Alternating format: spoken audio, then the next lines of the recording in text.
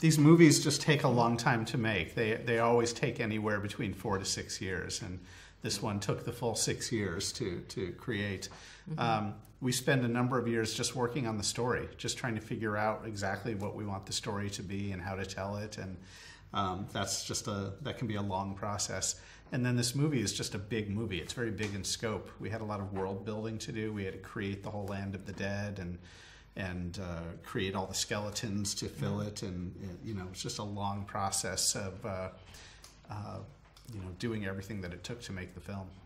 In live action, oftentimes people will be in development on scripts for years, 10 years, and then they go out to shoot it. In our case, we kind of do everything all at the same time. So while you're in the middle of the movie, and any of the movies, all the movies that I've been on at Pixar, you think, oh no, I only have 3 more years to get this all done. And it doesn't, when you're in the middle and you have to accomplish so much, it doesn't seem like that much time.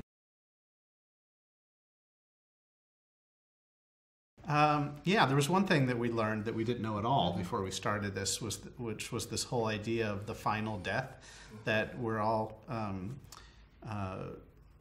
capable of dying kind of a final death when there's nobody left among the living who remembers us, who can tell stories about us.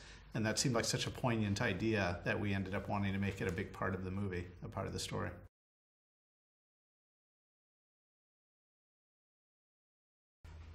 I think there's a lot of similarities in that it just takes time to focus on the story and try to figure out the intricacies of storytelling and working with a big team. So it was similar in that regard. Similar in that regard. But then on this film, we did set it in a very culturally specific area and a culturally specific holiday.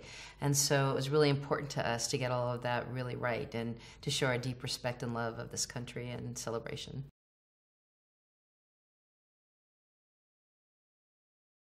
Well, Michael actually came on later, and there's so much music in this film, and so much of it is inspired by, of course, the beautiful music of Mexico.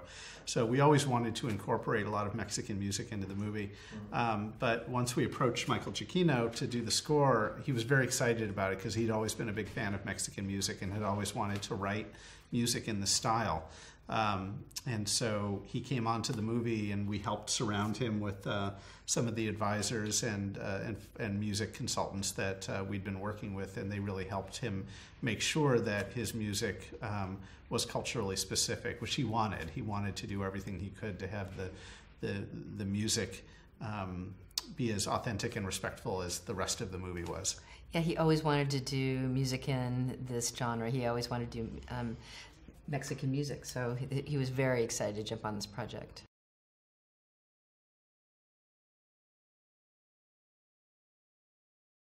Well, we always knew that we had this opportunity because we were traveling to the land of the dead to meet some famous Mexican celebrities along the way.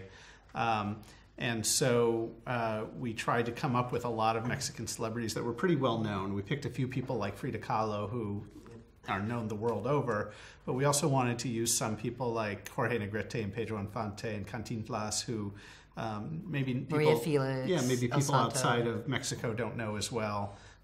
But they were there because we knew the Mexican audience would really appreciate them. It seemed fitting that that Miguel, as he's going on this journey to follow his passion, he'd come across somebody as inspiring and iconic as Frida Kahlo as an artist.